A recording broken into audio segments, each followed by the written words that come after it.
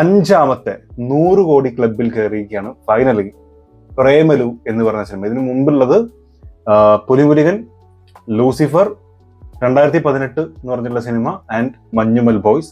ഇപ്പോ നമ്മുടെ നെസ്ലിൻ നായകനായിട്ട് വന്നിരിക്കുന്ന പ്രേമലു എന്ന് പറഞ്ഞ സിനിമ. അപ്പോൾ കുറെ ആളുകൾക്ക് പല സിനിമയെ കുറിച്ച് ഡൗട്ട് ഉണ്ടാവും. ആ സിനിമ 100 കോടിയില്ലേ, ഈ സിനിമ 100 കോടിയില്ലേ? ഇല്ല.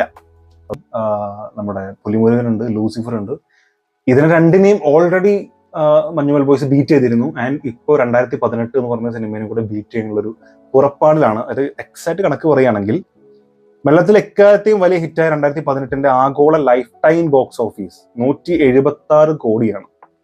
മഞ്ഞുമൽ ബോയ്സ് ഇതുവരെ നേടിയത് 163.30 കോടിയും, അതായത് 12.70, അതായത് 12,70,00,000